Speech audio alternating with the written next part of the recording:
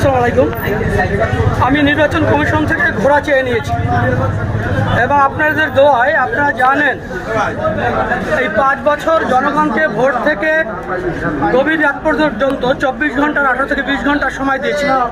জনগণের স্বতঃস্ফূর্ত সাড়া রয়েছে আপনাদের দোয়ায়। আপনার প্রত্যন্ত অঞ্চল ঘুরে বেড়ালে দেখতে পারবেন নির্বাচন কমিশন যে কথা বলছে, সরকার যে কথা বলছে, যদি নির্বাচনটি নিরপেক্ষ হয়, কোনো প্রভাব মুক্ত থাকে, কালো টাকা মুক্ত থাকে, ইনশাআল্লাহ জনগণ ভোট বিপ্লবের মাধ্যমে আমার ঘোড়া মার্কাকে তারা নির্বাচিত করবে। আপনি কি আশঙ্কা প্রকাশ করছেন? আপনি তো সরকারের একটা অংশ ছিলেন। আমি দেখেন এখন মাননীয় প্রধানমন্ত্রী বলে দিয়েছেন নির্বাচনটি নিরপেক্ষ এবং আমি একজন স্বতন্ত্র প্রার্থী। ইতিমধ্যে কালো টাকার মালিকেরা কালো টাকা দিয়ে তারা বরিশালের ভোটারও নাই, তারা বিভিন্ন জায়গা থেকে ভোট পরিবর্তন করে এখানে এসে তারা এই নির্বাচনের পরিবেশকে নষ্ট করছে।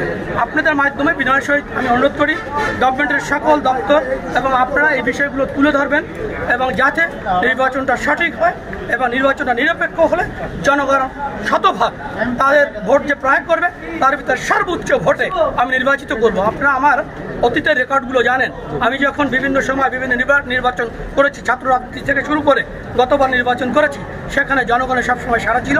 আমি একজন পজিটিভ মানুষের লাইনের মানুষ। আমি মাননীয় প্রধানমন্ত্রী শেখ হাসিনার স্মার্ট বাংলাদেশ হিসাবে বরিশালকে গড়তে চাই। এখানকার স্থানীয় জাতীয় সংসদ সদস্য মাননীয় মন্ত্রী কর্নেল জাহিদ ফারুক শামীম এমপির নির্দেশনায় আমি এখানে সুন্দর একটি স্মার্ট এই উপজেলা উপহার দিতে চাই।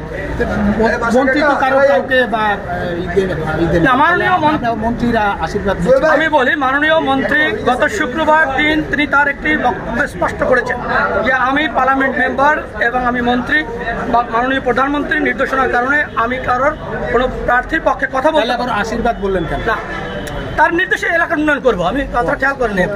এবং একজন প্রার্থী মেইলে বলছেন যে তাকে নাকি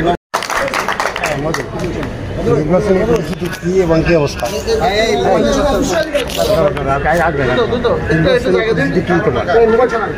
নির্বাচনের প্রতিশ্রুতি কি তোমার, কি করবা নির্বাচন? দেখেন আমি তো আগেই বলেছি বা আপনারা ভিন্ন ভিন্ন কথা নিচ্ছেন আমার। আমি একটানা 5 বছর জনগণকে সময় দিয়েছি। এই উপজেলাটির প্রত্যন্ত অঞ্চল, আপনি নিজে একজন প্রত্যন্ত অঞ্চলের